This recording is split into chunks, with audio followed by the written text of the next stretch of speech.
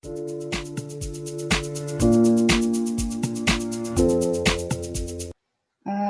күн, құрметті ата-аналар, әріптестер, бала бақшадағы гүлің, баланы тәрбиелеу үлкен ғылым дейміз. Ғылым жолында барлығымызда бүгін іздену мақсатында, ой бөлісу мақсатында жиналып отырмыз. Алдымен тұқым дейді, содан кейін күтім дейді. Тұқым қолымызда, ал күтімді қалай жасаймыз? Осы мақсатта бүгін бірге жұмыстанатын боламыз. Сондықтан да сөзден бұрын сәлем, істен бұрын ынтымақ демекші, алдыменен сіздерменен бір жақынырақ бір танысып алсақ. Сондықтан да сіздерге екінші жұмысты назарларыңызға ұсынамын.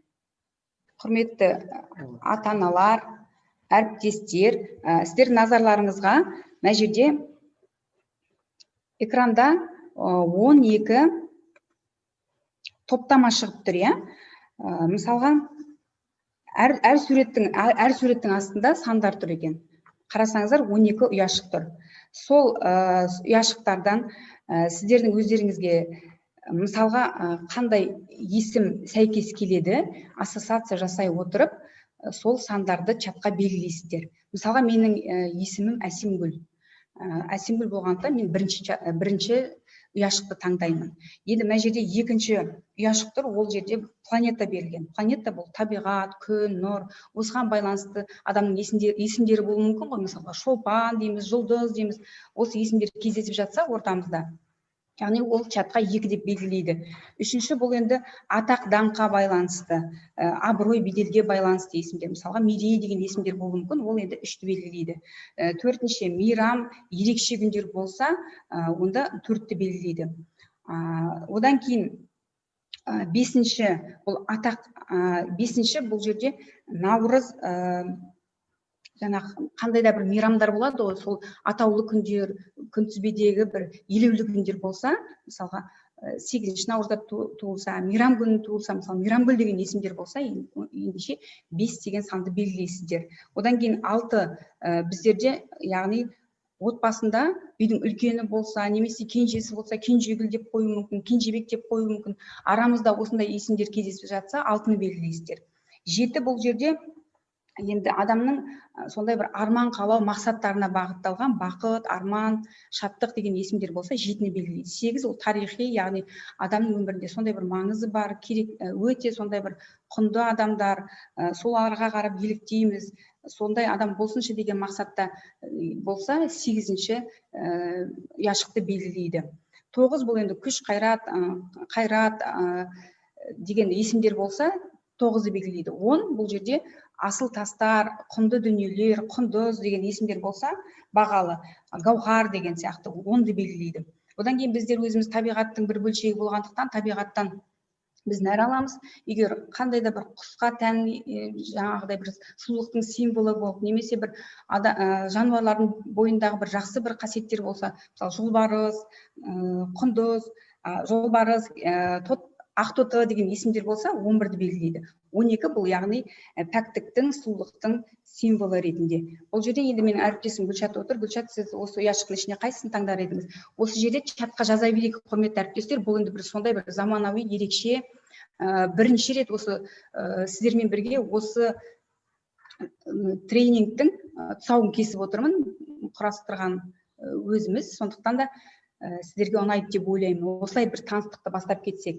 Мысалға, менің есімім Әсемгүл болғаннан кейін, енді бұны әкемнің апасы қойған екен, сондай бір Әсемгүлдей болсыншы деген мақсатта. Гүлшат, сен осы ұяшықтың ішіне қайсысына қояр едің? Сол санды мысалы белгілейік. Құрметті әріптестер, әріптесім Әсемгүлдің айтқан түсінікті шығар, иә. Мен мысалы бұл неде жаттығуда мен бірінші, яғни атым Гүлшат, гүлдей шаттанып жүрсін деген мағынаны беретіндей етіп, мен бірінші ұяшықты таңдайтын едім. Себебі гүл менің негізгі атымның мәнді жаңағы сөзіне айналған. Жақсы, түсінікті, рахмет.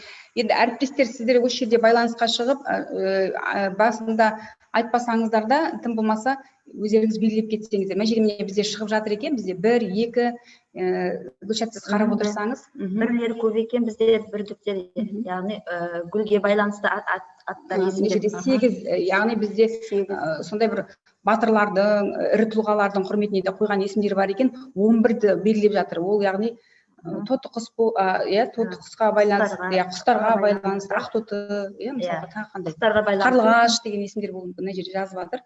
Өте әдемі кетіп жатыр. Сіздерге де көрінетін шығар. Бірлер көп екен, екілер беріліп жатыр. Біздің планета жүйесіне. Яғни олардың есімдері бәлкім шолпан, жұлдыз деген сияқты есімдер болуы мүмкін, тоғыз. Бізде енді мына жерде чатта 100-да қанша адам отыр? 100-да 25 адам аны қараған кезде. Бәрімен танысып жату мүмкін емес, сондықтан да осындай бір ыңғайлы вариантты ойлап тапқан болатынбыз. Өзіме енді жақсы ұнап жатқан сияқты, өйткені мына жерде 11 дейді. 11 таңдаған 5, бұл жерде яғни арамызда бір мейрамның құрметіне қойылған есімдер де болып тұр ғой. 9-дарымыз бар екен.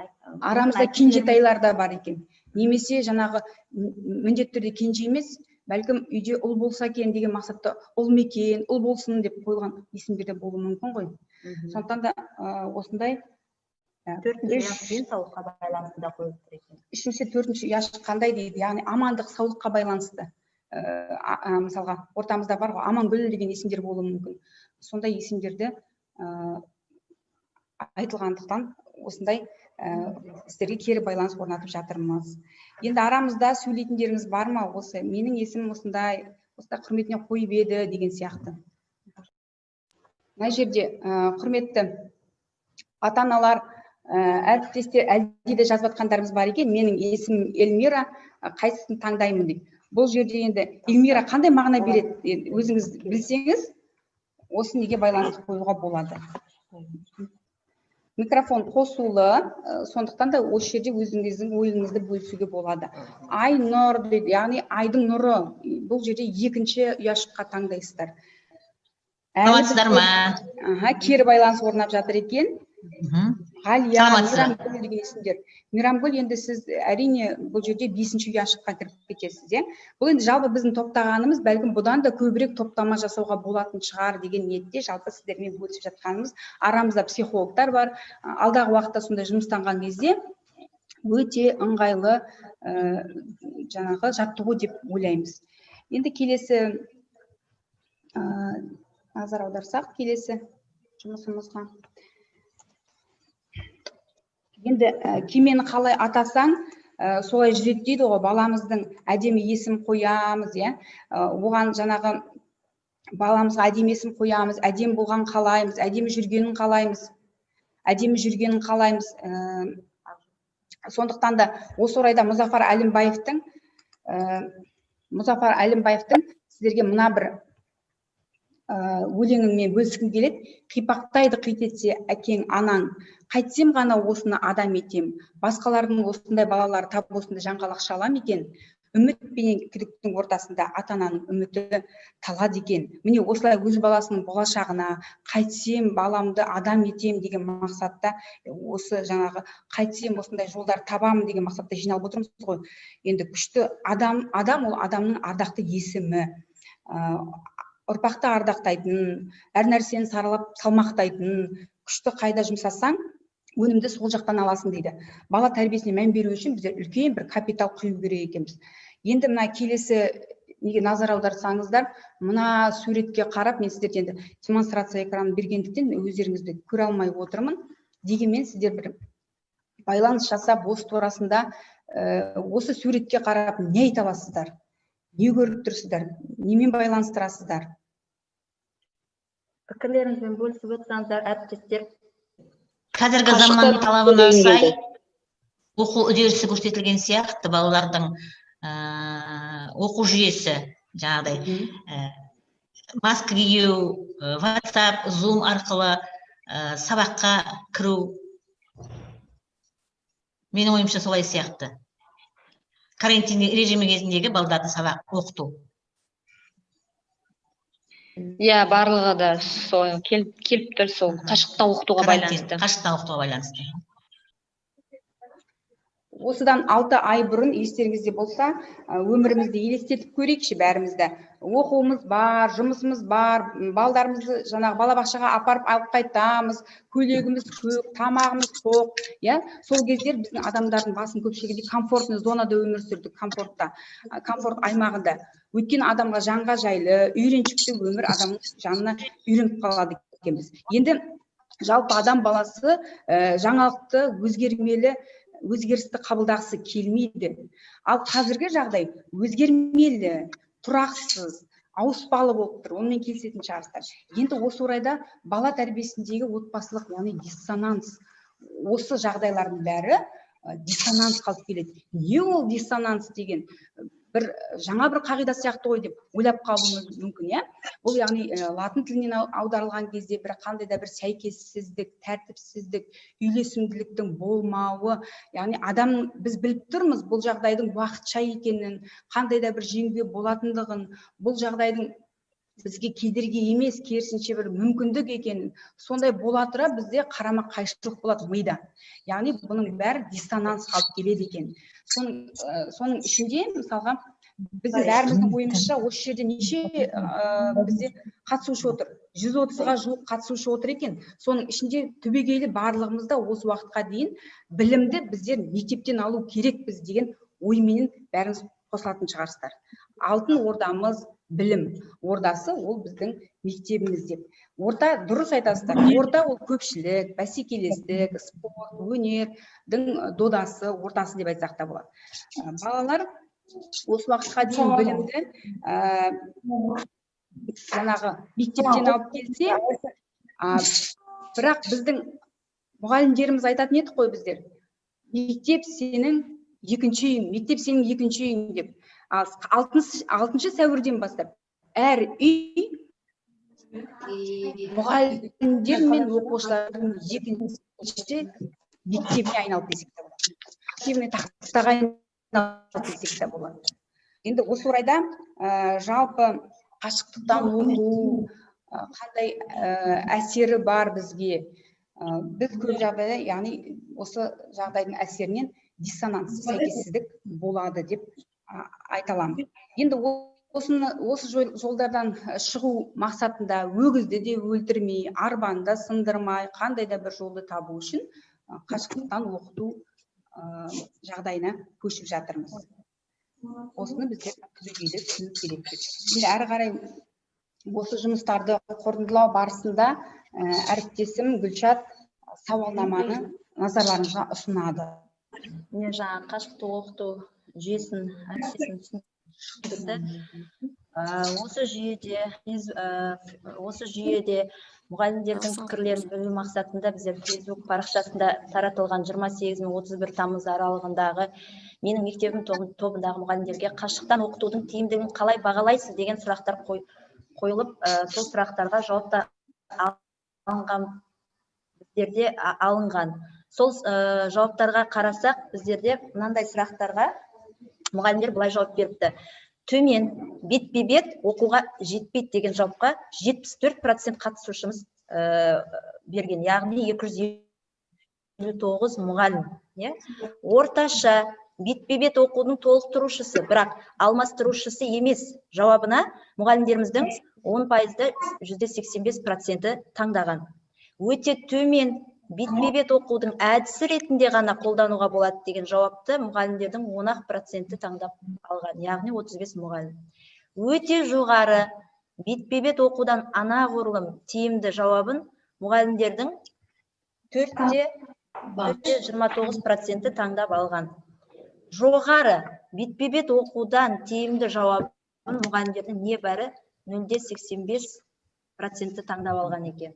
Яғни бұл жерде бұл енді мұғалімдердің ой пікірі, іс тәжірибесіне сүйене қарасақ, яғни ол барлығында, яғни ол кісілер осы қашықтан оқыту жүйесіндегі беріліп отырған сабақтардың да тәрбиенің де, тәрбие процесін, білім беру процесінің тиімді жақтарында көріп отырғанын байқауға болады. Енді соған сүйене келіп біздер бұл сауалнаманы оқушылардан да алған болатынбыз. Бұл сауалнама оқушыларда біз екі мектептен алдық, яғни бұл 64-ші орта мектебінен және Дарын мектебінен. Сол кезде біз орта буын 8-ші, 9-ші класс оқушыларын қатыстырған кезде мынандай көрсеткіштерді көрсетті. Онлайн оқу дәстүрлі оқытуды алмастыра алады ма деген көзқарасыңыз қалай бұл оқу жүйесіне дегенде балаларымыз мынандай жауап берді. Бетпе-бет жаңағы оқуға жетпейді. 56-да 2% оқушы, бетпе-бет оқудың толықтырушысы, бірақ алмастырушы емес. 32-де 4% оқушы, өте төмен, бетпе-бет оқудың әдісі ретінде ғана қолдануға болады дегенді көріп отырсыздар, диаграммада беріліп отыр. Өте жоғары, бетпе-бет оқудан анағұрлым тиімді дегенде оқушыларымыз бар. Бетпе-бет оқудан тиімді деген оқушыларымыз да болды. Яғни диаграмманы салыстырмалы түрде қарайтын болсақ, балаларымыз да, біздердің оқушыларымыз да бұл оқыту жүйесінің тиімді жағын көре білген, яғни плюстарын байқап отыр. Барлығының да мына қазіргі жағдаятқа байланысты барлық оқушының көзқарасы бірдей емес, яғни оның да тиімді жақтарын байқап отқан оқушыларымыз бар екен. Шындығына келсе, қазіргі жағдайда оқуға бала емес, тіптен ата-ана кірісіп кеткенін де білеміз. Яғни ата-ана гипер жауапкершілікті танытып, барлық оқушы жүктемесін өзіне алып алғаннан кейін, әрине кейде WhatsApp желісінде де ыңғайсыз хабарламалар да болды. Осындай жағдайлардың әсері, мысалы, бұрыннан оқуға ынтасы шамалы 6 ай бойы үй жағдайында отырған бала ата-анасының қабағы үшін оқып жатыр десек те болады. Яғни бала оның ата-анасының ықпалына да қарап қалып отыр. Яғни үйде біздер баланы көбіне қолдау көрсете білуіміз керек біз бұл жағдайда. Әріптестер, қандай осы жерде қандай қателіктер жіберіп алдық деп ойлайсыздар? Қандай әрекет ету керек еді? Керекпіз. Осыған бір кері байланысқа шығатын әріптестеріміз болса, микрофондарыңызды қосып, өз ойларыңызды білдіріңіздер қашықтан оқыту жүйесіне. Үйде ата-ана мен бала қарым-қатынасы қалай болып жатыр? Әріптестер, кішкене чатқа жазасыздар ма, өз ойларыңызды жазуларыңыз керек еді. Онлайн оқу дәстүрлі оқуды алмастыра алады ма? Сіз сияқты әріптестеріміздің ойларын білдірген кезде бетпе-бет оқуға жетпейді деп тұр. Балдарда бұл жерде қарасаңыздар соншама бір қарсылық танытпайды. Бетпе-бет оқудың толықтырушысы бола алады. Жаңағы өте жоғары бетпе-бет оқудан анағұрлым тиімді деп жазғанда балдар болды. Бірақ енді бетпе-бет оқуға жетпейді деген бұл оқушыларда дәлелдеп тұр. Сіздердің ойыңызша қандай? Менің ойымша, әрине, қазіргі таңдағы жағдайға байланысты осы оқу жүйесіне көштік қой. Дегенмен де менің өз пікірім, өз ойым, бетпе-бет оқуға жетпейді, оның орнын баса алмайды деп ойлаймын.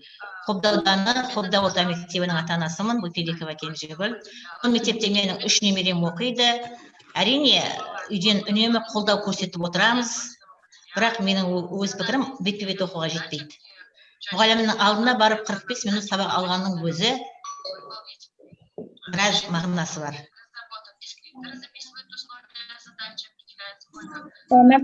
ата-аналар. Тағы да айтатын ойларыңыз бар ма? Бізде уақыт жеткілікті. Арамызда ата-аналар бар екен. Кері байланысты орнатайық. Сіздің пікіріңізше қалай?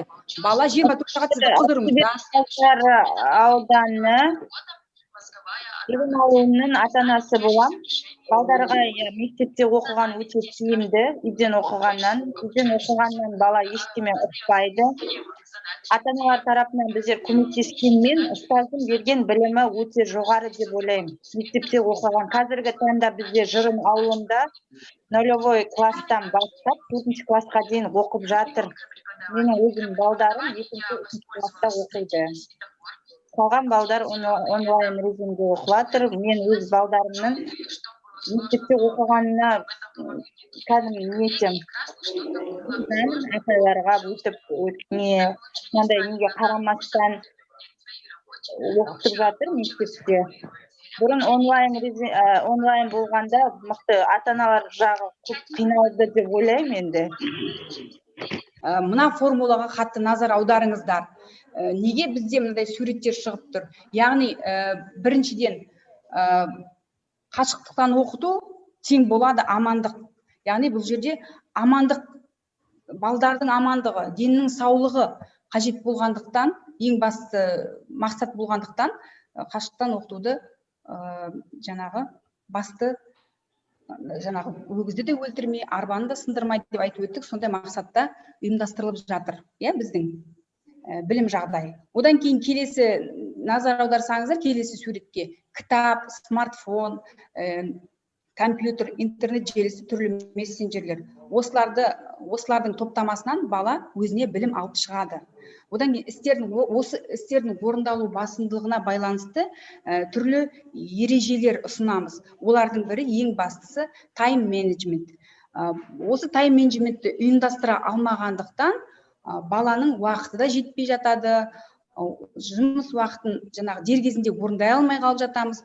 Осындай түрлі проблемалар болып жатады. Сол үшін де маңызды әрі шұғыл, маңызды бірақ шұғыл емес, шұғыл бірақ маңызды емес, шұғыл да маңызды емес деген формуланы ұсынамыз. Бұл дегеніміз не? Яғни, мына жерде өздеріңіз көріп отырғандай, Эйзенхауэрдің матрицасын сіздерге ұсынамын. Барлық міндеттерді 4 санатқа бөлуге болады. Яғни А, Б, В, Г. Бұл жерде А маңызды, тез және тез. Бұл жерде жанып жатқан жобалар, қандай да бір қалдыруға болмайтын жұмыстар, түрлі сыни жағдаятта, форс-мажорлар деген сияқты. Екінші Б жағдайындағы маңызды, бірақ тез емес. Енді жуық арада тапсырмайтын есепті жазу, 3 айдан кейін болатын қандай да бір балдарға берілген конкурстар болады, жобалар болады, әртүрлі, сондайларға дайындық, ұзақ мерзімдегі мақсаттарды жоспарлау. Енді В вариантындағы маңызды емес, бірақ тез орындалу керек. Яғни телефон қоңырауларына, оқыстан келген келушілерге, ұсақ түйек шаруаларға жауап беру, қандай да бір жабысқан проблемаларды шеше салу. Бұл енді маңызды емес, бірақ тез арада жауап беру. Неге телефонды алмай жатырсыз, сізге жазып қой деген сияқты, мысалы чаттарға жауап беру бірден. Осындайлар маңызды емес, бірақ тез орындалатын жұмыстар. Одан кейін Г варианты маңызды емес және тез емес деген. Маңызды да жоқ, аса және тез де орындалудың қажет жоқ. Бұл ішіне уақытты құртушылар, яғни ұсақ түйектер, уақыт алушылар жатады. Енді бұл жерде жаңағы қазіргі таңдағы телефон шұқу, телефонды қарау деген сияқты осы жатады. Енді мына жерде тағы да бөлісіп кетсек, құрметті ата-аналар, әріптестер, кішкене ойларыңызды бөлісіп айтсаңыздар, сіздерде қалай болып жатыр осы тайм менеджмент? Өзіңізді салыңыз, біз баланы тәрбиелейтін біздерміз ғой. Сіздің тайм менеджментіңіз қалай құрылған? А пунктіне ма, Б пунктіне ма, В-ға ма, Г-ға ма, осы жүйемен жүресіз бе? Қаншалықты орындайсыздар?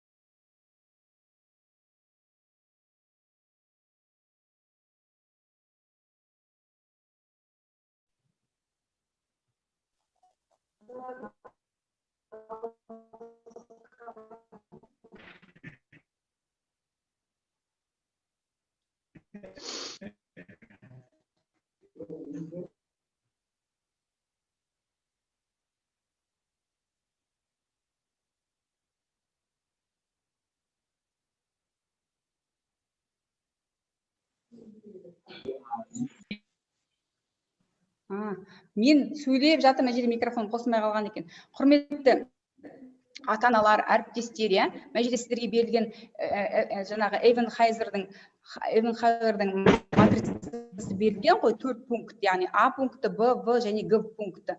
Осының ішінде сіздерге көп жағдайда қайсы жаныңызға жақын? Осы туралы не айта аласыздар? Ойларыңызды бөлісіп, чатқа жазыңыздар, және араларымызда ата-аналар отыр екен. ата-аналардың пікірін білгім келеді.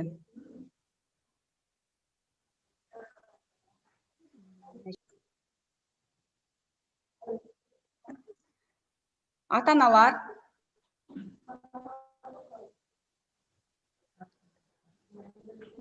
А пунктін орындаймыз, Б пунктін орындаймыз деп атқандар бар арамызда. Аха, жаза беріңіздер, чаттан қарап отырмыз біздер. Қай пункт сізге жақын? Г пунктін пайдаланып қойып жүрген жоқпыз ба? Соның әсерінен біздің негізгі жұмысымыз кейінге қалып жатады. Немесе жаңағы орындай алмасаң қосып арқала дейді ғой. Сондай кездер болып қалып жатады.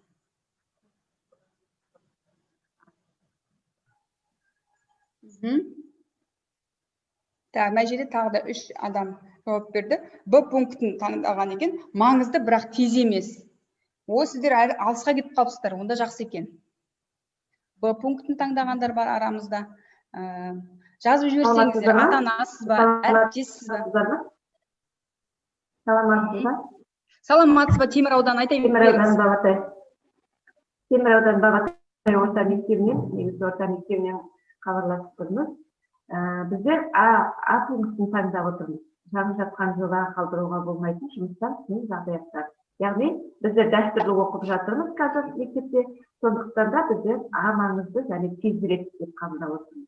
Енді менің қасымда отырған Айман ата-ана. Өте тамаша. Айманның да өзі айтары бар шығар. Рахмет, Айман апай, рахмет үлкен пікіріңізге. Көп-көп рахмет айтамын. Осылай қосылып отырсаңыздар, әріптестер, ата-аналар. Менің мектебімнен де бар шығар ата-аналарым, бар ма екен? Пікір білдіріп қойыңыздаршы. Саламатсыздар ма? Мен де А пунктін таңдап отырмын. Маңызды және тездері. Айманмын. Есімім Айман. Дәстүрлі оқып жатқанымызға байланысты. Есімім Айман. Дәстүрлі оқып жатқанымызға байланысты А пунктін таңдап отырмын ғой. Жоспарды уақытылы орынды. Жақсы. Чатқа тағы да жазайықшы. Бізде 180 адам бар ғой, оның мына жерде Б пунктін таңдап жатыр, иә? Ата-анамын дейді. А пунктін таңдап жатыр. Тағы бар ма? Бізге байланысу кішкене қиындау болып тұр. Дауысыңызды ашсақ, экранымыз бетін сызып сай бересіздер. Енді дегенмен жаңағы жазып отырсаңыздар. Саламатсыздар ма? Темір ауданы номер 1 Шұбарқұдық мектеп гимназиясынан мен А вариантын таңдап отырмын. Темір қызу жұмыс үстінде дейсіз ғой. Қызу жұмыс үстіндеміз. Рахмет. Темір ауданы жақсы атсалысып отыр екен, өте сондай бір белсенділік танытып отыр. Қалған біздің жаңағы қаладағы ата-аналарымыз бар, иә? Қаладан қаншама ата-аналар қатысып отыр бізде. Облыстан түрлі мектептерден бар. Сондықтан да ойларыңызды, пікірлеріңізді білдіріңіздер. Мынау деген біз үшін өте маңызды нәрсе негізі. Бала осы тайм-менеджментпен жүрсе, өте жақсы болады. Саламатсыз ба? Бұл Темір ауданы Қопа орта мектебінен. Біздерде мына жүргізіп жатқан өте өнегелілеріңізге көп рахмет. Біздер А маңызды және тезді таңдап отырмыз. Жанып жатқан жолы. Рахмет. Рахмет сізге. Мына жерде В вариантын таңдағандар бар ма екен арамызда? Көбінесе В вариантымен жүретіндер. Бар, бірақ не істемейді. Бар шығар. Негізі адам болғаннан кейін төртеуі де жүреді ғой, бірақ соны кезең-кезеңмен, яғни пайдалану керекпіз. Осыны балдарға біз енді бекерден бекер шығып отырған жоқпыз, иә. Осындай жаңағы тайм-менеджмент туралы көбірек балдармен бірге жұмыс жасасақ, шынымен деп олардың жұмысы алға басар еді.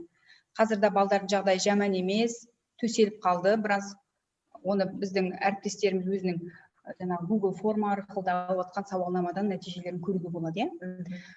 Тағы да ойларыңызды жазсаңыздар, әлде де бізде уақыт бар. А вариантын таңдап жатыр. Көбісі маңызды және тез деп жатыр. Әлде де А вариант. Облыстан жоқ па екен басқа?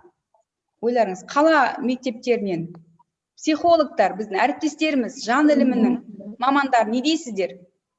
Адым шығып тұр ғой.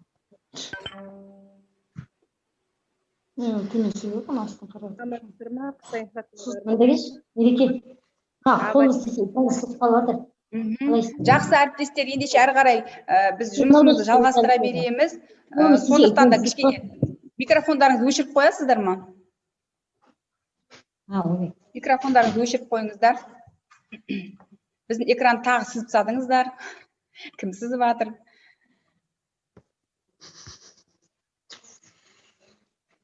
Біз қайта өшіреміз сіз жазған сызбаларыңызды. Енді әрі қарай жұмысымызды жалғастырамыз.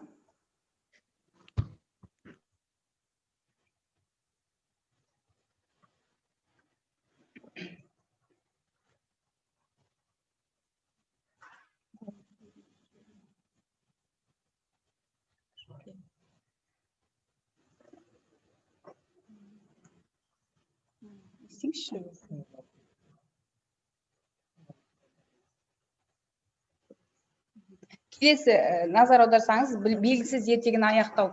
Қазіргі жағдай енді белгісіз болып тұр ғой бізде енді. Бірақ әйтеуір арты бәрі дұрысталады бұйыртса. Бұл енді уақытша нәрсе. Бұның бәрін біз ешқандай да бір кедергі деп санамай, керісінше мүмкіндік деп қарастыру керекпіз, иә. Сондықтан да сіздердің назарларыңызға қазір бізде қанша адам болып тұр? Қазір мен енді әріптесімнің көмегіменен қанша? 168 адам, 168 адам топқа бөле аламыз ба? 160 адамды топқа бөлуге тырысайық, бір ерекше форматта өткіземіз. Сіздерге үлкен өтініш, қазір топқа бөлінгеннен кейін экрандарыңызды ашсаңыздар. Өйткені экранды ашқан кезде бір-біріңізбен байланысу керексіздер, иә? Экран жабық болса, байланысу қиынға түседі. Мен қазір сіздерге инструкцияны бірінші түсіндіріп жіберемін, қалай жұмыстанатынымызды, содан кейін сіздерді топқа бөлемін. Ол топ автоматически бөлінеді, оның ішінде ата-ана да болады, жаңағы психологтар да болады, мамандар да. Сондықтан да өз ойларыңызды ортаға саласыздар. Өйткені бізге бала ортақ. Енді мына жерде белгісіз ертегіні аяқтау, сіздерге бір қандай да бір жаттығу ұсынғымыз келіп тұр.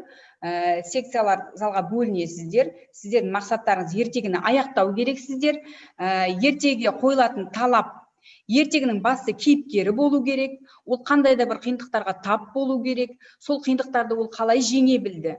Ең бастысы ертегі сәтті аяқталу керек. Осыған басты назар аудару керекпіз. Бүгінгі біздің жаңағы тақырыпқа сай келетіндей етіп бұл жаттығуды алып тұрмыз. Барынша соған сәйкестендіріп алуға тырысыңыздар сіздерде. Енді мына жерде ертегіні сіздерге үлкен өтініш түсіріп алсаңыздар, суретке түсіріп алсаңыздар, қазір жұмыс жасаған кезде сізге керек болады. Менің даусым естіліп тұр ма? Нені беріп жіберейік. Осы қазір жұмыстанған кезде осы жұмыс керек болады. Ертеде, ешкі жүні бөртеде дейді, сөздер түсіп қалған. Осындай деген адам өмір сүріпті, немесе бір жануарды айтуға болады. Ол деп ары қарай кетесіз. Не істепті? Жалғастырасыз. Күндердің бір күнінде осындай болыпты, осындай шешімге келіпті. Оған қиын болған кезде мынандай нәрселер көмекке келіпті деген сияқты. Осындай жұмыстарды қазір ата-анамен психолог мамандар бірлесіп жұмыстанады. Қазір сіздерді топқа бөлеміз. Топқа бөлген кезде үлкен өтініш, экрандарыңызды ашып, бір-біріңізбен тығыз жұмыс жасасаңыздар. Жұмыс жасай алдыңыздар ма? Қалай болды? Қиын болған жоқ па сіздер? Жалпы не айта аласыздар осы туралы? Мен енді өзімнің әріптесім 29-шы мектептің психолог Гүлден.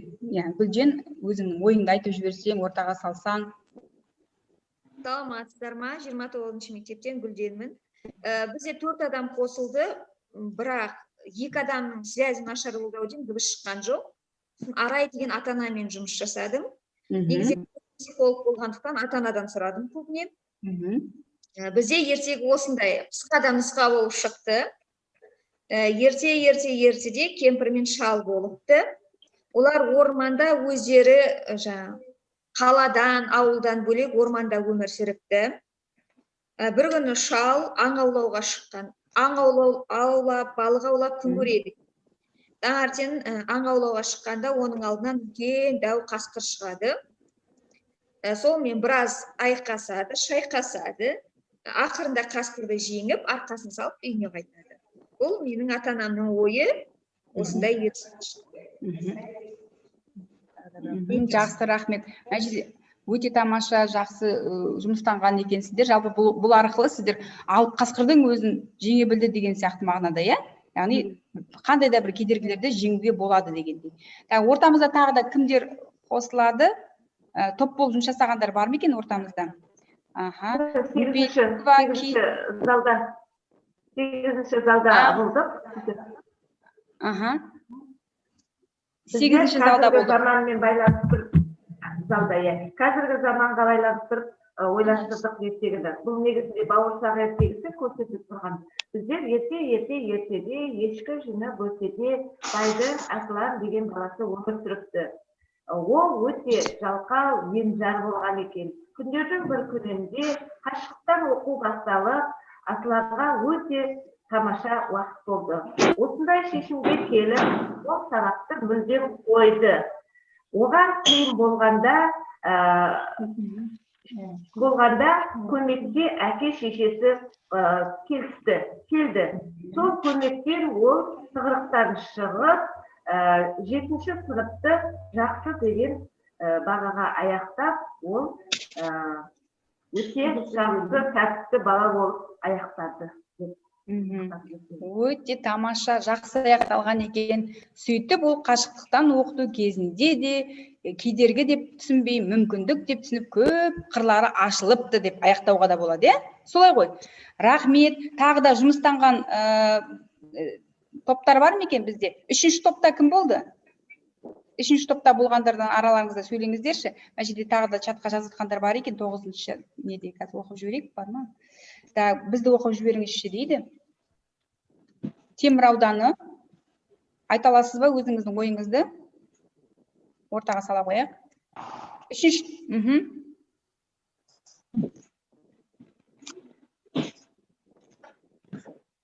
Бар ма әріптестер? Аха. Бупелекова есіміңізді білмей жатырмын. Кенжегүл. Біз 13-ші залда болдық, бірлесіп жұмыс жасадық. Кенжегүл апай, сіздер 13-ші залда неше адам болдыңыздар? 6 адам болдық ау деймін. 6 адам болдыңыздар. Аха. Жұмыс жасау қиын болған жоқ па сіздермен? Қиындық туғызған жоқ, бірлесіп жұмыс жасадық. Сол кезде бәріміздің шешіміміз мақта қыз бен мысық ертегісін алдық. Қазір балдар енді көп тыңдайтын ертегі ғой. Ертеде, ешкі жинап өтеде, мақта қыз бен мысық өмір, тату тәтті өмір сүріпті. Күндердің бір күнінде мақта қыз бөлмесін сыпырып жүріп, бәріңізге белгілі мейіз тауып алады. Мысығын шақырады, мысық келмейді. Келмеген соң мақта қыз мейізді өзі жеп қояды. Шамалы уақыттан кейін мақта қыз келеді. Келгенмен, бірақ ол мейізді өзі жеп қойды. Мысығы ренжиді. Мақта қыз мынадай шешімге келіпті. Мысығына ренжіп, оның құйрығын кесіп алам деген. Құйрығын кесіп алады. Сол кезде мысық оның қатығын төгіп кетеді. Енді мысыққа қиын бұл. Апай, кешіресіз, сіз мақта қыздың толық нұсқасын салып жіберіп тұрсыздар ма? Мына жерде сіз тапсырманы түсіндіңіздер ма? Толық емес. Қысқартып алдық, әрине, қысқартып алдық. Ақшаға сәтті аяқталсын деп. Енді мақта қыздың құйрығын кесіп алғаннан кейін ол ренжіп қыздың қатығын төгіп тастайды. Мақта қыздың мысықтың басына қиындық туындайды, құйрығы жоқ. Сол кезде оған сиыр көмекке келеді. Сиыр қатық беріп көмекке келіпті. Сол көмекпен ол мысығымыз қатықта келіп қызға береді де қиындықтан шығады, қиындықты жеңіпті. Содан кейін мақта қыз бен мысық тату тәтті қайтадан табысып, бақытты да ұзақ өмір сүріпті. Бақытты болыпты екеуі. Сіздер жаңағы мақта қыз бен мысықтың толық нұсқасының қысқартылған вариантын алдық. Рахмет сіздерге. Татулығы жалғасады. Рахмет. Бірақ алдағы уақытта осындай жұмыстар болған кезде кішкене жанымыздан шығарсақ, өзіміз ойымыздан, қазіргі заманауи, сондайлар қарастырсаңыз. Бірақ дегенмен жұмыс жасадыңыздар, рахмет сіздерге. Тағы бар ма екен бір 7-ші залда кім болды? 6-ші зал болады ма? 9-ші зал? Айта қойыңыздар, міне қызып жатыр, айта қойыңыздар. 9-ші залда кімдер болды? Біздерде ата-аналар болды, апайларда болды, соның ішінде Гаухар, тағы бір үлкен апай болды. Жақсы жұмыс жасадық біздер. айтып берейін. Ертеде ешкі жүні бөртеде бір мектеп атты үлкен қария өмір сүріпті. Ол қарияның отбасында білім, ғылым, кітап атты балалары өмір сүреді. Күндердің бір күнінде ол елге үлкен алапат індет келіпті. Қария өзінің отбасын сақтап қалу үшін сақтық шараларын сақтап, өз денсаулықтарын күтуге шешім қабылдайды. Оған қиын болған кезде көмекке денсаулық, махаббат, достық, ауызбіршілік келіпті. Сол көмекпен олар осы қиындықтардың барлығын жеңеді. Содан кейін ол отбасы бақытты болып, үлкен мақсат мұратына жетеді. Ой, рахмет сізге. Үлкен бір қазіргі таңдағы заманауи, қазіргі біздің қоғамымыздағы бір мәселенің бірін көтеріп жібергендей болдыңыз. Өте тамаша аяқтадыңыз. Тағы да жаңа айтып отыр еді, бір залдан біз айтсақ болады ма деп. 6-шы зал ау дейме, қателеспесем. 6-шы зал. 6-шы зал ма, 9-шы зал ма? 6. 6-шы зал. Сіздерде кім болды? Қанша адам болып жұмыс жасадыңыздар? Қай мектептен боласыздар? Айтып жіберсеңіз. Бізде 4 адам болған сияқты. Енді дұрыс сөйлесе алмадық. Мен Қобда ауданы Құрманов атындағы орта мектебінен. Енді біздің ертегіміз осындай, ұйымдастырып оны енді құрастырдық. Ертеде ешкі жүні бөртеде бір аю өсіпті. Аю өте мейірімді болыпты. Күндердің бір күнінде орманда серуендеп жүргенде бір қоянды кездестіріпті. Сонда қоян оған: аю, маған көмектесші, маған қасқыр әлімжетті көрсетіп жүр. Сонда аю осындай шешімге келіпті. Қоянға қиын болғанда мен оған көмектесемін, маған қиын болғанда қоян маған көмектеседі деп қоянға көмектесіпті. Қасқырға сондай қоянға тиіспе деп айтыпты. Сол көмекпен қоян қасқырды жеңіпті. Енді қасқыр оған әлімжетті көрсетпейтін болды. Қоян мен аю екеуі дос болып кетіпті. Жақсы, рахмет. Ертегілердің көбісі біздерде жаңағы жануарларға құрылған екен. Бұл да енді халық ертегілерінен алынған, соның сүйенген сияқты болдыңыздар. Рахмет сіздерге. Бұл жерде яғни сенім, сыйластық, өзара көмекке құрылған жақсы формулада құрастырылған ертегілер деп білеміз. Алдағы уақытта осындай жұмыстанған кезде сіздер сондай бір заманауи ертегіні аяқтау арқылы орындасаңыздар. Тағы да араларыңызда айтатындарыңыз бар ма? Әріптестер, ата-аналар болмаса, біздер кері байланыс орнатайық. Мен қалып қойдым, сөйлеймін, 3 минут, 5 минут дайындығым бар, еңбегім, айта алмай қалдым демеңіздер. Айта алмай кетпе, айтып кет, айта алмайсың, қайтып кеп дейді. Бұндай шаралар бола бермейді. Өткізіледі әрине жиі, бірақ мынандай үлкен басқосулар. Біз 10 зал айтып жіберейік. Алло. Айтыңыз. Естіп тұрсыз? 11-ші зал айтып жіберсек болады ма? Ой, тамаша болар еді. 11-ші зал бәлкім ерекше форматта айтатын шығар. Тыңдап тұрмыз. Саламатсыздар ма? Бізде 8 адам болдық, 4 адам бірге жұмыс жасадық. Өте жақсы болды, топтық жұмыс жеңіл. Ертеде ешкі жүні бөртеде Мадем деген жас жігіт өмір сүрген екен. Ол күнделікті адамдарға ғаламтор желісіне жаңалықтарды жеткізу, пошта қызметін атқарып жүрген уақытта күндердің күнінде елімізде бір алапат қиындық туғанын естіп, ол өз еліне көмектесем деген шешімге келіпті. Бойындағы бар күш-жігерін, бірліктерін еліндегі қашықтықтан оқыту жүйесіне жасаған екен. Бірақ оған қиын болған уақытта көмекке келген екен. Оның бойындағы барлық күш-жігерінің қалпына келуіне үкімет жәрдем берген екен. Сол көмегін ол өзінің бойындағы күш-жігерін қалпына келтіріп, барлық өзінің қажет еткен адамдар барлығына көмегін тигізіп, қиындықты жеңген екен. Жеңіп шыққан екен. Жақсы. Иә. Осылай аяқталады. Жақсы, Назат ханымға рахмет. Гүлмира, осылай аяқталады да ертектеріңіз, өте тамаша. Қазіргі шындап та бір тренд деп айтсақ та болады, модем деп, жаңа жас жігіт деп әдемі қылып суреттеген екенсіздер. Тағы да біздің залды тыңдамадыңыз ғой дейтіндеріңіз болса араларыңызда, мен өте қуанып тұрмын. Сіздер барлығыңыз экрандарыңызды ашып, сондай кәдімгідей ата-ана болсын, ұстаздар болсын, психологтар болсын, жалпы жақсы атсалысып жатыр екенсіздер. Бар ма араларыңызда тағы сөйлейтіндеріңіз? Осымен аяқтаймыз ба? Шаршап қалған жоқсыздар ма? Жақсы, біраз жұмыстанған сияқты, әрі қарай мен өзім жұмысты кері байланысы орнаған сияқты, жалпы осы кішкене ғана ертегі арқылы жалпы қиындықты еңсеру туралы айтқым келген. Оның бәрі кедергі емес, мүмкіндік деп қараңыздар деп. Сондай мақсатта ұйымдастырылған шара болатын. Әрі қарай демонстрация экранын.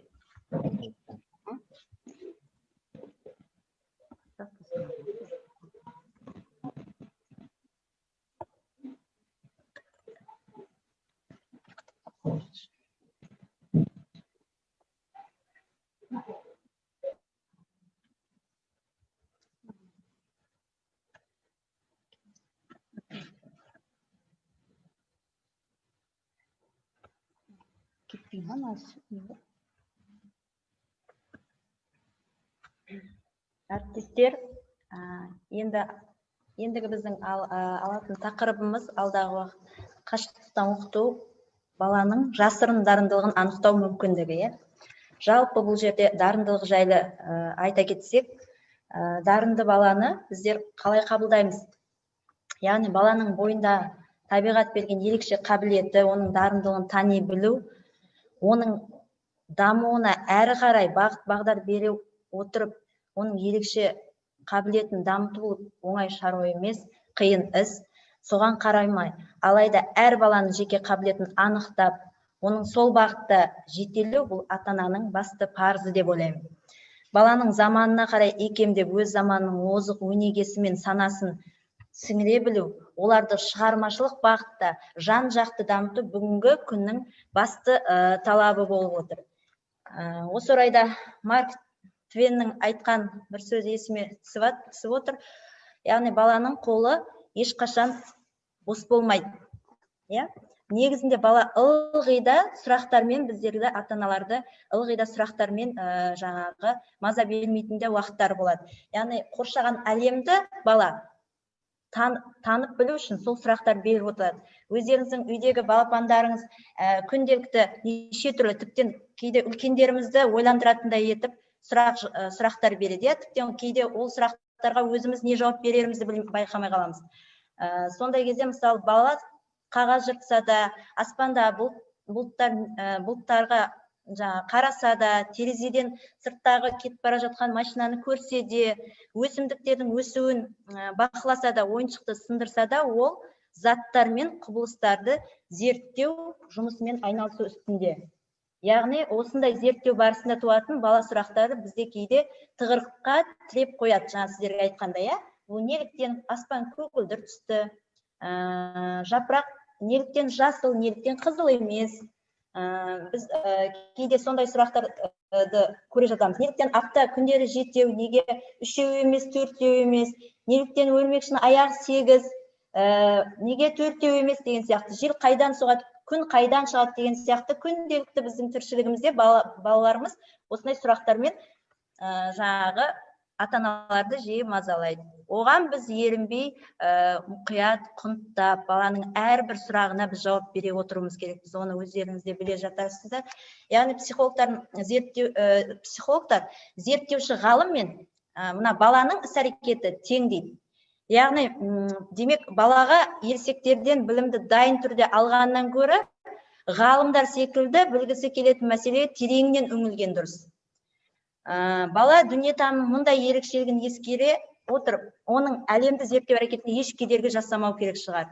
Егер де бала ойыншығы не басқа да бір бұйымды сындырса, үсті басын киімін бұлғаса да, аяқ киім бұлғаса да, мысалы жауынның астында қалып қойса да, мұның бәрі бала бойындағы танымның жүріп жатқаны. Яғни, біз баланың дарындылығына таным процесі ретінде қарастырамыз.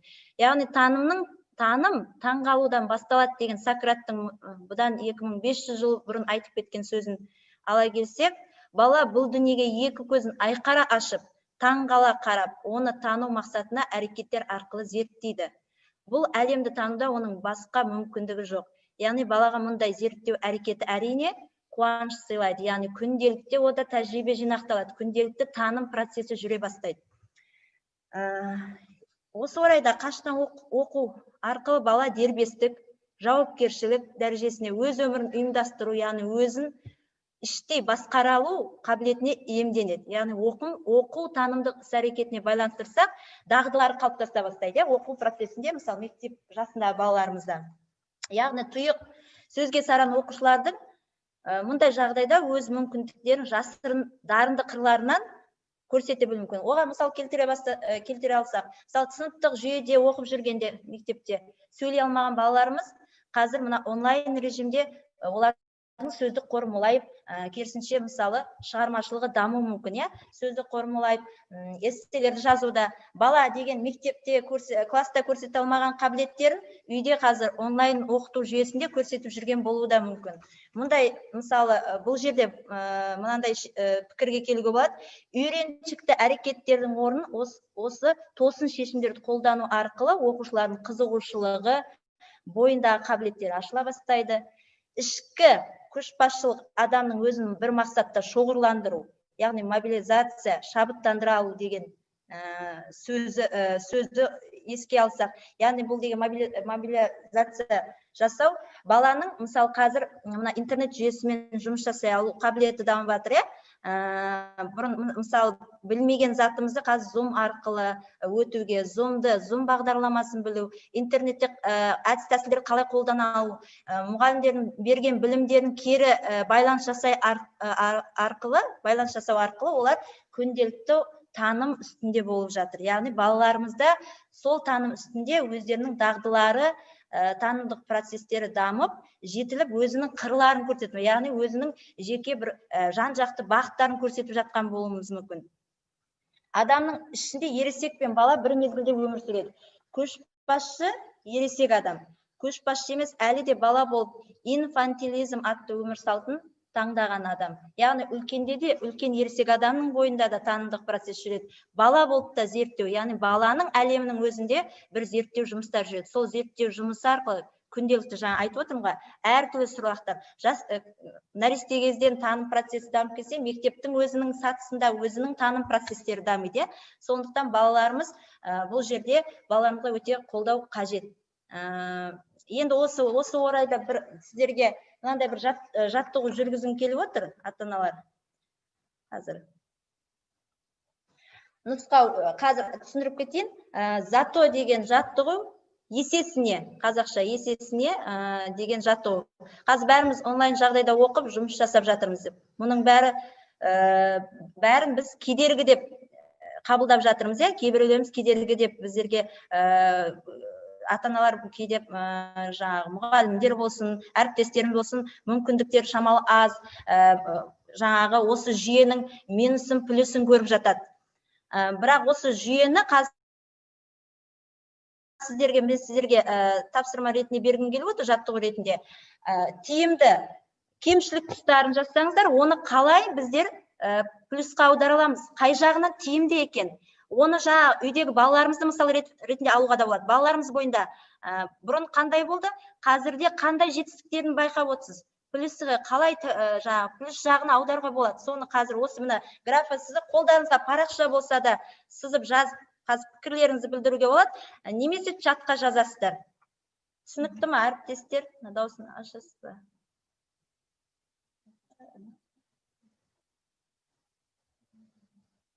Түсінікті. Чатқа да жазуға болады бір-бірі. Сосын жаңадай сөйлеп, бір-бірімізді кері байланыс жасайық.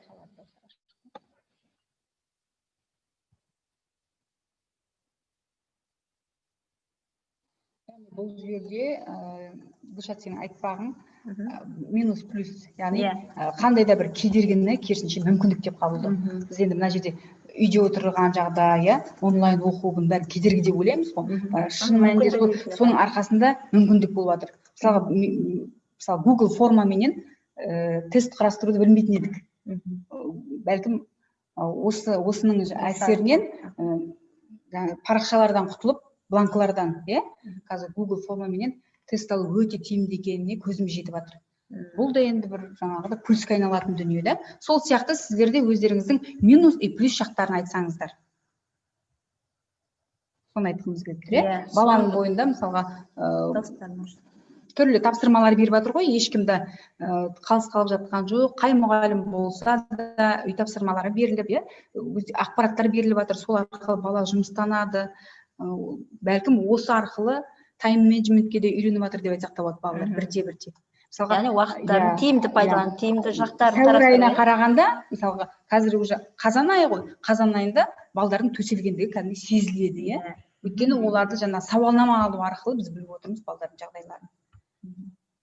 Осы турасында сіздер де ойларыңызды бөлісіп ортаға салсаңыздар. Яғни минусты плюске айналдыру. Міндетті түрде енді ол сабаққа қатысты емес, бәлкім өзіңіздің бойыңыздағы. Сонымен кім бөліседі екен? Микрофонды қосамыз. Дайын болсаңыз, микрофондарыңызды ашып. Тек қана сөйлейтін адам ғана микрофонын ашса. Қазір біз доступ береміз.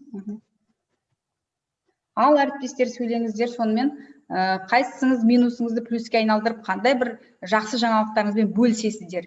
Менің көзім бір Назия деген апайға түсіп тұр. Қай неден? Қай ауданнансыз ба, қаладансыз ба айтып жіберсеңіз. Назия апай, ата-анасыз ба, әлде әріптессіз бе? Немесе, мен кез келген айта салайық, енді өйткені бәрін шулатпай-ақ. Кері байланыс жасасақ, мына жерде кімге тағы да. Өз ойларыңызды білдіріп отырыңыздар, немесе чатқа жазамыз.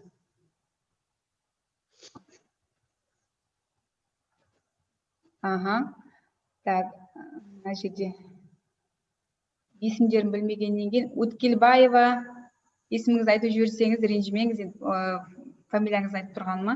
Бәлкім өзіңіздің ойыңызбен бөлісерсіз. Сіз қандай осы парақшаны жазған кезде қандай ойда болдыңыз?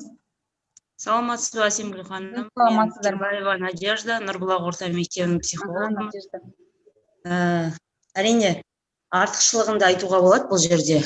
Өзіңіз айтып кеткендей, Google арқылы тест құрау ол өте бір керемет жаңалық болды бізге. Бұл жерде жұмыстанады деп, осыған дейін де мысалы мектепте сабақ оқып келеді деп көп жағдайда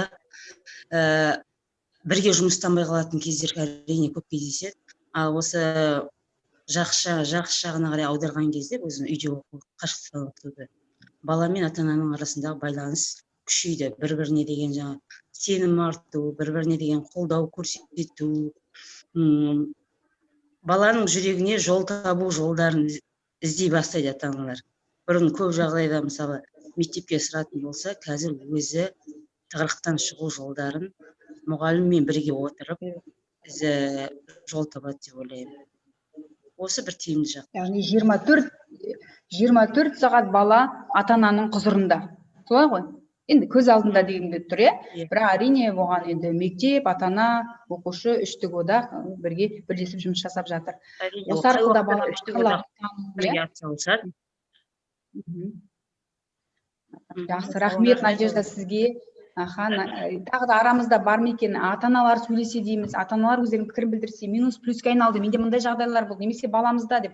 Ойларыңызды бөліссеңіздер, бізде әлде де уақыт бар. Саламатсыз ба? Саламатсыз ба? Қай мектеп, қай аудан, қала айтып отырсаңыз? Темір ауданы Шыбарқұдық. Өте белсенділік танытты, темірден қалып қойдыңыздар, әріптестер, ата-аналар. Жаңа мен күтіп отырдым, менің аттасым бар екен, Назия деген апай. Сол кісі сөйлейт шығар деп күтіп отырдым. Жауап беретін шығар деп. Сосын ешкім үндемегеннен кейін, мен сізге сұрағаннан кейін жауап не істейік. Балаларға шынымен жаңа айтып кетті ғой психолог ханым не деп. Балалар 24 сағат бірге жаңағы өзімізді сол балалармен бірге қайтадан білім алғандай болып, балалардың сабағын тексеріп, тиімді, бір жағынан тиімді, бір жағынан енді мектепке барғандай болмайды ғой балаларға. Назия апай, бұл жерде нақты айтайықшы, минус плюске айналды. мынандай едім, мынандай болдым, семіз едім, арық болдым деген сияқты ғой. Тура кәдімгідей осылай айтайықшы. Нақты керек болып тұр. Иә, сол жаңағыдай баламыз қасымызда бүкіл тәрбие жағынан да жаңағы бәріне плюске айналған сияқты, жаңағы тәрбиесі де көріп отырық баламыздың жаңағы бүкіл қалай айтады, ашылмаған жақтарын ашып баламыздың сондай. Бізде бәрі сол жағы кеткен сияқты, минустар көп жағдайда плюске айналғандығын байқалады. Ортамызда тағы да бола ма?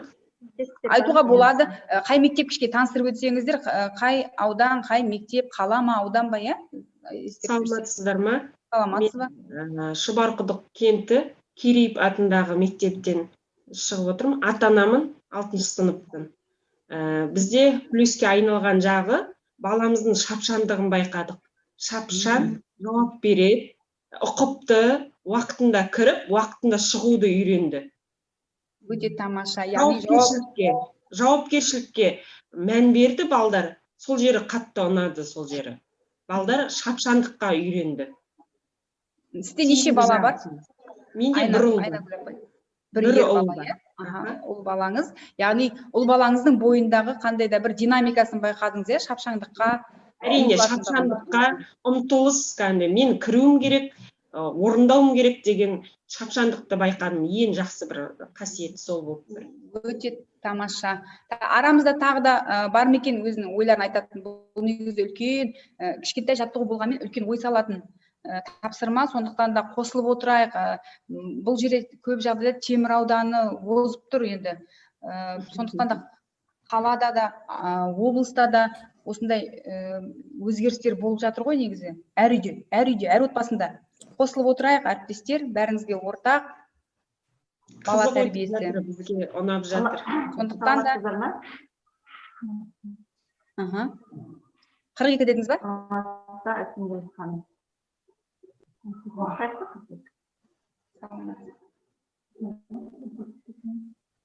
Дауысыңыз сәл естіліңкі. Жұмагүл апайымын. Бабатай негізгі Темір ауданы Бабатай негізгі орта мектебінен. Естіліп тұр ма? Естіліп тұр. Бүгін тек қана темірмен жұмыс жасап жатқан сияқтымыз. Қалғандарын бәрі бір тыныштық. Қосылып отырайық та әріптестер. Айта беріңіз. Рахмет. Жалпы қашықтан оқудың плюс жағы бұнда баланың емін-еркін сезінуі, өзінің ойын толық жеткізе білуі. Міне осыдан басталады, негізі дарындылық барлығы да. Бұрын енді мектепте оқып жүрсе, дұрыс па, дұрыс емес па деп бала сезіктеніп отыратын болса, қазір енді қашықтан оқығанда ол үйден интернет желісінен болсын қарап, өз ойын емін-еркін жеткізеді. Өз ойын емін-еркін жеткізе алады, иә? Жұмагүл апай, иә? Сіз Жұмагүл апай. Сізде неше бала бар отбасыңызда? Мен отбасында қазір бір бала оқиды, бір бала. 8-ші сыныпта бір бала оқиды. Жақсы. Сіз ата-ана ретінде айтып тұрсыз, иә? Жақсы, рахмет. Иә, ата-ана ретінде. Араларымызда әрі. Айдана айта қойыңыз, Айдана пікіріңізді білдіргіңіз келіп жатыр ма? Мұғалжар ауданынан. Мен айтқым келеді, жаңа плюс-минус жағынан. Ата-ана мұғалімнің рөліне еніп, мұғалімнің қадірін біле бастады. Бұрын соң кейде түсінбеушілік болатын еді мұғалім тарапынан. Мұғалімдерді түсінбейтін ата-аналар болатын еді. Қазір енді өздері мұғалім рөліне еніп отыр да. Сол жағы осы арқылы мұғалімнің беделі артты деп айтсаңыз, осы жаңағы жалпы беделі артқандығы байқалады, иә? Жаңағы мұғалімнің қандай да бір мәртебесі көтерілді, иә?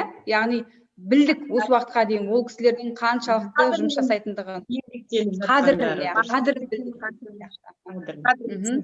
түсінеді ғой, әрине, бірақ осы рөлге енгізген да. Жақсы. Бұрыннан да біледі ғой қадірін, бірақ қадірі артты деп айтып тұрсыз, жақсы, рахмет. Тағы арамызда ой мұғалім көтеріліп қалған шығар, иә? Осы сөзді естіп риза болып жатырмыз енді. Тағы бар ма екен, тағы да ойларыңызды біліп отырсақ, темірден өте көп адам атсалысып өздерінің ойларын білдірді. Енді Есет Батыр, мен өзім көріп қалғандарды сөзге тартқым келіп тұр. Таңшолпан, сіз не айта аласыз? Сіз енді маман ретінде қандай өзіңіздің бойыңыздағы минустың плюске айналғандығын айтыңызшы маған. Бізге айтып беріңізші. Сәлеметсіздер ме? Тамаша кездесу бас қосу болып жатыр. Тыңдап ұйып отырмыз. Жаңа мәртебе туралы айтылып жатыр ғой. Жалпы біз адамдар барлығымыздың бойымызда жақсы мінез, көркемділікпен қатар жағымсыз да бір эмоцияларымыз, яғни минусымыз бен плюсымыз қатар жүреді. Сол бойда айтып кетейін дегенім, осы онлайн жағдай болсын, қашықтықтан оқыту елде болып жатқан жағдайларға байланысты бір басында бір негативпен қабылдайтын едік қой, минус. Сол негативтің барлығы қазір позитивке айналып, плюске айналып жатырмыз. Бұрын сонда, ой, не деп жатыр, кім сөйлеп жатыр, құрсыншы деген нәрселер туындайтын. Кім жатыр, кім не айтады екен, тыңдап жіберейікші, тыңдағым келіп тұр деген нәрселер көбейіп кетті бойымызда. Көркем мінезіміз көркем мінезге ұласып жатыр. Жақсы, рахмет. Сол минусымыз бен плюсымызды солай көріп жүрмін. Жетпесі жауаптан. Балапандарымыз арасында қосылып кетіп жатыр. Жақсы, рахмет пікірлеріңізге. Енді мына жерде айтып жүрсеңіз болады ма қосылып? Әрине қуанамыз егер. Саламатсыздар ма? Мына менің балаларым 3 балам мектепте осы онлайн форматында оқып жатыр. Қазір енді бұның плюсы да бар, минусы да бар. Бірақ шынымен де ұстаздың мәртебесі артып жатыр. Әрбір оқушы өзінің ұстаз алдындағы жаңағы қажеттілігін, ұстаздың қажеттілігін осындай онлайн оқып жатқаннан қатты әсер алып, әрбір апайының сабағына зуммен қатысып, мысалға Әсемгүл Өмірзаққызының да психологиялық өткізіп жатқан балаларға поддержкасының сабағынан біреуінен де қалмай, апай не айтады екен, бүгін не болады екен деп, апайларының жүзін көріп мәз болып жатқан жағдайлары бар. Бұл уақытша дүние, амандық болып өзіміз мектебімізге дәстүрлі ораламыз. Бұйырса, сіздерге сәттілік, жұмыстарыңызға көптеген жұмыс жасап жатырсыз. Рахмет, Айгүл, сіз сонда, яғни минустың плюске айналғанда бұл жерде мұғалімнің беделін айтып мұғалімнің рахмет, үлкен ата-аналар. Саламатсыздар ма? Саламатсыздар ма? Темір ауданы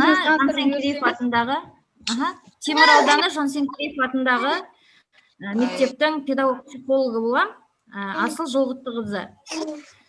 Мен айтайын деген қашықтықтан оқудың оң және теріс жақтарын айтып жатырсыздар. Сол жерде үндемей қала алмадым, себебі оқушым осы тақырыпта жоба қорғаған болатын. Зердеде, аудандық зердеде 2-ші орын алды. Соны сіздерге бір демонстрациямен көрсетіп жіберейін деп едім. Минусы, плюсы дистанционного обучения. 2-ші класстың оқушысы қорғаған болатын. Именно оқушылар не дейді екен, қандай минусы, қандай плюсы бар деп айтады екен. Болады, әрине. Демонстрация жасап жіберейін. Қысқа нұсқа уақытты көп алмайтын болса, әрине болады. Жақсы, тыңдайық әріптестер, ата-аналар ендеше. Экран көрініп тұрма сіздерге? Экран қосылып жатыр. Орысша дегенмен түсінікті ғой, баланың 2-ші класс баласының оқушысының жазғаны. Міне айтып тұр, бұрын соң болмаған, тәжірибеде кездеспеген, өзгеріс келді, үйден оқитындай жағдай. Сол кезде осындай дистанционный қашықтықтан оқу деген қалыптасты, жүргізілді. Басында қиын болды деп тұр, әрине, жаңадай. Білген жоқпыз, қайда кіретінін, қалай жіберетінін білген жоқпыз, бірақ мұғалімдердің көмегімен әрине біздер үйрендік дейді. Бұл бала негізі оқушының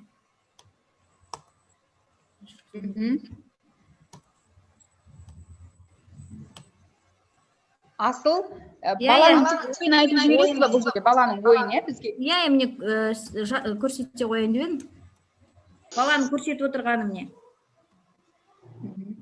Бос уақыттың көп болуы, ата-ананың қасында үнемі ата-ананың қасындамыз, бірге өткіземіз, уақытты тиімді өткіземіз, қызықты нәрселер, және бұл ненің қашықтықтан оқытудың оң жағы дейді.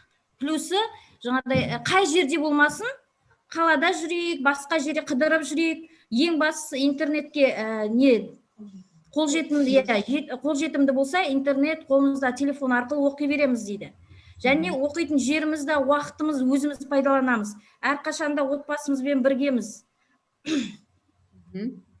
Техниканы меңгеріп үйрендік дейді. Компьютерде еркін жұмыс істеп үйрендік. Және самостоятельность, өзіміз жауапкершілікті мойнымызға ала отырып, міне осындай нәрселер үйрендік дейді. Сонымен қатар минусында көрсетеді, бұл негізі балалардың арасында сауалнама жүргізді, соның нәтижесінде оқушылардың арасында. Бұл бір жағынан жаңағыдай жалқаулыққа да алып келеді. Ол енді баланың барлығы жалқау болмауы мүмкін, дегенмен кейбір оқушыларда осындай жағдайларда болып қалады дейді. Және достардың болмауы, жаңағы қарым-қатынас, не дейміз ғой, живое отношение дейміз ғой, қарым-қатынастың болмауы. Және денсаулыққа зиян деп отыр. Бірақ баланың өзі айтады, апай, мына минусынан гөрі плюсы көбірек екен деп отыр. Яғни минусынан гөрі, бізде соны айтқымыз келеді, өйткені біздер тест алған кезде, балдар соншама бір жаңағы түбегейлі қарсы емес, осындай бір қашықтықтан оқытудың да жаңағы дәстүрлі оқуды алмастыра алмайды әрине, бірақ дегенмен ол да бір өзіндік пайдасы бар деп сондай тұжырымдама жасалып тұр. Балдар жаңағы сауалнама алған кезде Google формадан сондай нәтиже шықты. Осы немен сіздің де сәйкес келеді екен, жұмыстарыңыз. Рахмет сізге. Бұл енді балдардың өзінің ішкі жан дүниесінен шыққан жұмыстары бөлісіп, осындай бір техникалармен жұмыс жасаудың ерекше тұрғысын айтып бергеніңіз үшін сізге асыл үлкен рахмет айтамын. Рахмет сіздерге де. Чатқа да жазып жатыр пікіріңізге. Бұл енді бір жаңағы үлкен бір байланыс болды деп айтсақ та болады.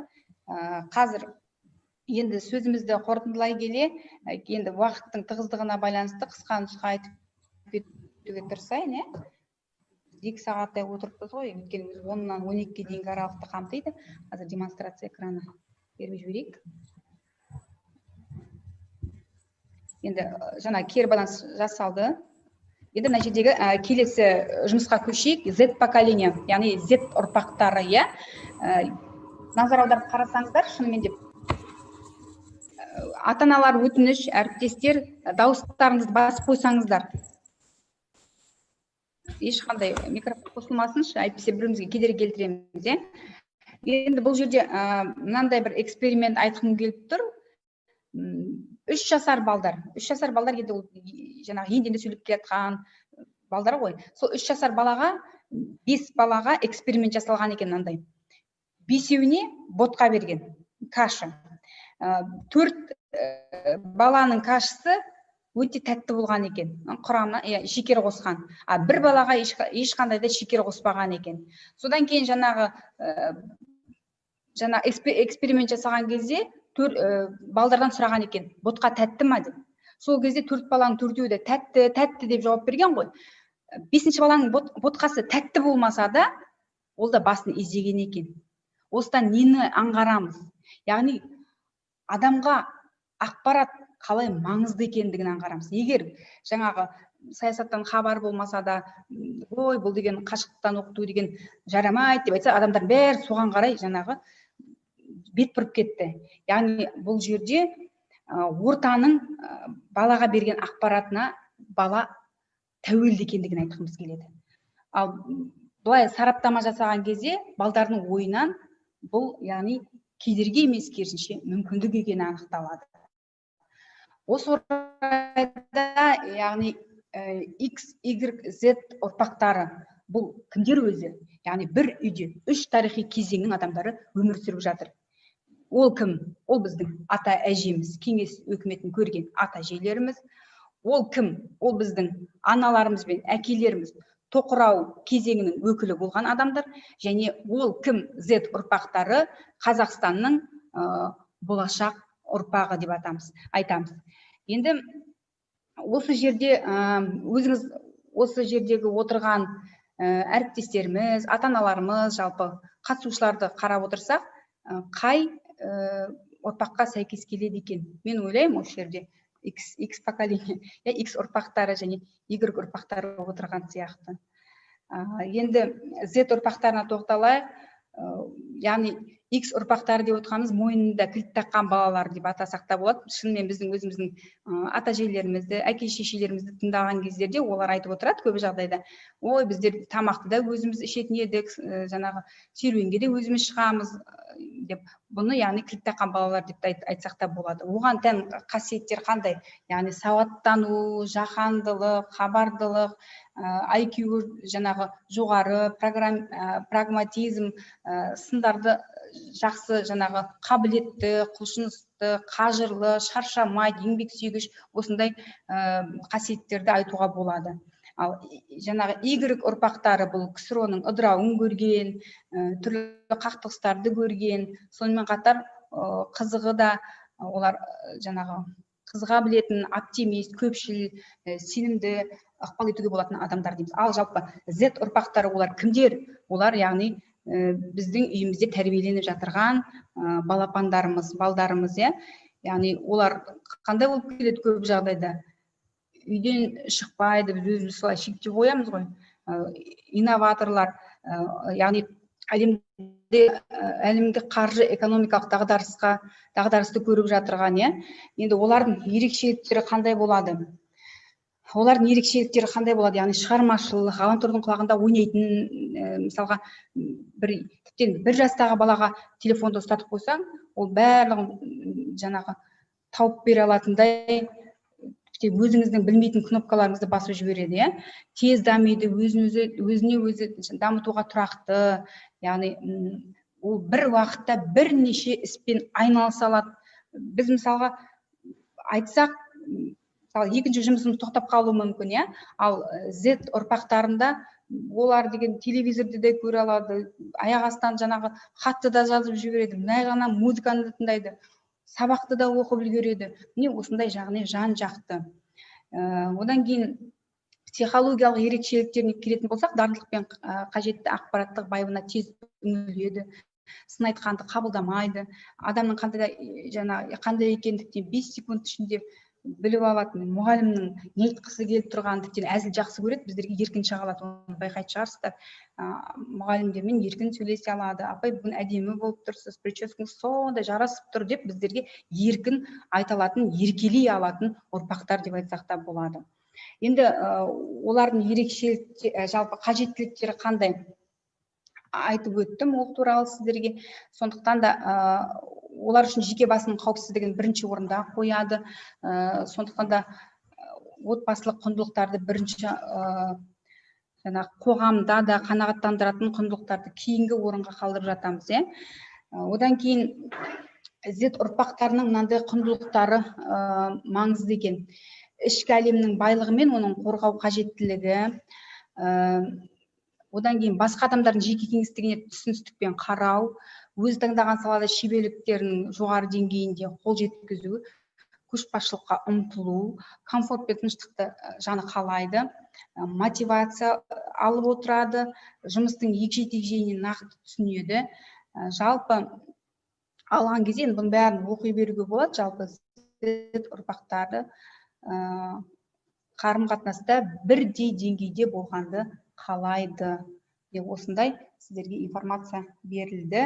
Енді сөзімізді қорытындылай келе, сіздерменен енді тағы да жаңағы манадан бері қаншама жұмыстар жүргізілді. Сондықтан да кері байланыстарыңызды осы жерде жаңағы чатқа жолдап жазсаңыздар болады. Жалпы қай ұрпақты тәрбиелесек те біздің еккен дәніміз түсті, үзіліп түсті дей алмаймыз.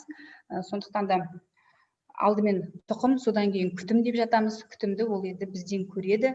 Ең соңғы сөзімізді саралай келе, мен тәмсіл жаңағы бұдан 2005 жыл өмір сүрген данышпан кісінің сөзімен аяқтағым келеді. Ол кісі былай деген екен, жаңа көреген мықты кісіге жаңағы шәкірті келіпті, мен сіздің қасыңызда жүріп ақыл алып оқи алмаймын, өйткені кәрі әке шешем бар, соны бағу керекпін деп. Сол себепті сізден тек қана бір сауал қойып, сол сауалыма жауап алғым келеді дейді. Сол кезде ғұлама айтады, дұрыс таңдау жасадың балам, өйткені әке шешеңе сен қызмет ету керексің, менен қандай көмек қажет дейді. Сол кезде жас жігіт айтады, маған бір жақсы ақыл айтыңызшы, өміріме азық болатын дейді. Яғни өмірде ең қажетті нәрсе мынау дейді. Тек өзіңді ғана өміріңнің себебі деп түсін. Өміріңде не болса да оның себебі өзіңсің деген екен. Әр баланың бойына осындай қандай жағдай болса да оның себебі өзіңсің, өміріңнің себебі өзіңсің деп айтып отырсақ, бала жақсы тәрбие алады деп ойлаймын. Неліктен? Өйткені мысалға мерген атқан кезде оның оғы кінәлі емес қой, мергеннің өзі кінәлі ғой. Тура сол сияқты әр бала өзінің жауапкершілігін сезініп, сабақта да, үйде де өзінің, немесе әр адам, ата-ана да өзінің жауапкершілігін сезініп, ұстаз да өзінің жауапкершілігін сезініп, әр адам өзін мынау менің өмірім деп қарайтын болса, онда шешілмейтін түйін жоқ деп айтар едім. Тыңдағандарыңызға рахмет. Рахмет, әріптестер. Енді бүгінгі семинар коучингтен алатындарыңыз мол деп түсінемін. Қандай да болмасын жағдаятқа, қазіргі болып жатқан жағдаяттың бәрін біздерге беріп тұрған мүмкіндік, қолдан жаңа айтып жатыр, ақпараттық жүйеміз, жаңа таным процесі деп айтып кеттім ғой, сол таным процесіндегі ақпаратына алмасу, қазіргі мына компьютер балалар деген қаншама программалар біліп отыр, біз білмейтін кейде жастардан көріп жатамыз, үйреніп жатамыз. Оның плюс жақтары да бар, қазіргі оқыту жүйесінің плюс жақтары да бар. Себебі біздер үлкендердің өзі мына бағдарламамен жұмыс жасауды үйреніп жатырмыз. Қаншама мысалы оқыту процесіндегі осындай жаңалықтармен танысып жатырмыз. Рахмет сіздерге, бүгінгі семинар коучингімізге қатысқандарыңызға үлкен рахмет. Ойларыңыз болса, қандай да бір сұрақтарыңыз болса, бізге қоятын, немесе ұсыныс пікірлеріңіз болса, сындарыңыз болса, бәрін қабылдаймыз. Осы жерге чатқа жазуларыңызға болады, әлде де бізде 3-4 минуттай уақытымыз қалды. 5 минут. Сіздердің дауыстарыңызды айтатын ойларыңыз, пікірлеріңізді біз 2 сағат бойы бізбен бірге болдыңыздар. Осы аралықта сіздер өздеріңіздің ойларыңызды білдірсеңіздер. Микрофон ашық.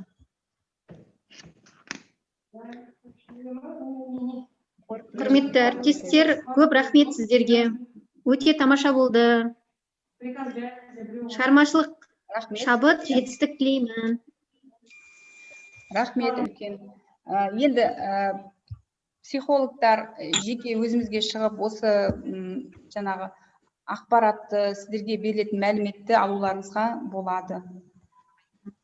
Оған қосымша тағы да материалдар бар. Соны ескертіп айтқым келеді. Бізбен бірге болып, осы бірге жұмыс жасап, енді әрине қиындау, сіздерді жүзбе-жүз көрмегеннен кейін арасында техникалық ақаулар болады, бірақ соған қарамастан барынша жұмыс жасадық деп ойлаймыз. Қандай да бір сұрақтарыңыз болса, чатқа жазсаңыздар болады. Қалай аламыз материалды? Материалды осы Ақтөбе дарын орталық ұйымдастырып жатыр ғой, сол жерден тікелей жаңағы жолдасаңыздар, осы материалдардың бәрін жолдаймыз сіздерге. Рахмет. Біздерге сондай бір жақсы коучинг бере алдыңыз деп айтамын. Рахмет сізге, шығармашылық табыс тілеймін. Барлығы өте түсінікті. Қасында жаңа ата-ана болды, ол кісі риза болып сіздерге, ұйымдастырушыларға алғысын білдіріп жатыр. Барлық сіздің берген осы бүгінгі айтылған манағы ертегін айтып жатырсыздар. Одан кейін жаңағы осы қашықтан оқытудың плюс-минусын айтып жатырсыздар. Соның барлығы бізге бір жақсы мәлімет болды, өзіме түртіп алып отырдым.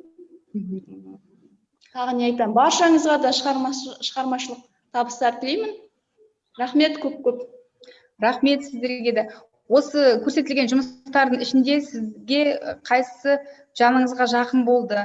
Не ала алдыңыздар? Әсіресе қайсы тұстары сіздің дөп дейді сіздің жаңағы іздеп жүргенім алдымнан табылды дейтін сияқты. Айта аласыздар ма, біз көмек бере алдық па қаншалықты? Соны жазып жіберсеңіздер. Әсіресе қай тұстары, қай тапсырмалар сізге жаңағы ұнады, көңіліңізден шықты? Бізде жаңағы ертегі ескеру бар ғой. Сонда мына Темір ауданы Бабатай негізгі орта мектебінің ата-анасы ма, психологымен жұмыс жасадық біздер бір неде. Сонда бір көңілді болды, бір-бірімізді жаңағы алыстан экраннан көріп тұрсақ та, кәдімгідей бірлесіп, былай жасайық та деп, сондықтан айтар едім, онлайн қаштан оқытудың да негізі осы тиімді жағы өте керемет деп айтар едім. Темір аудандағы әріптестеріме рахмет, көп. Жақсы, рахмет. Темір бүгін жұлдыз болды деп айтсақ болады. Темір сондай бір жаңа қырынан, сондай бір жауапкершілікпенен жоғары деңгейде қатыса алды деп айта аламыз.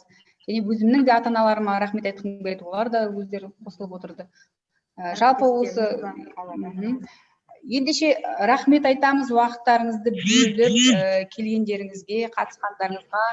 Бала бақшадағы гүлің, баланы тәрбиелеу үлкен ғылым, барлығыңыз ғылым жолында тек қана жетістікке жете берейік. Балдарыңыз ар алдында биік болсын, ана алдында аласа болсын. Әркез сондай бір көздеріңіздің қуанышы, нұры болатын жақсы азамат болсын. Рахмет тыңдағандарыңызға. Сау болыңыздар. Жақсы, рахмет. Әсемгүл ханым. Сау болыңыздар. Қуаныштымыз. Шығару беруіңізге болады. Семинар өте жақсы өтті. Барлығымыз бір-бірімізді бөлмедегідей көріп отырмыз. Рахмет сіздерге.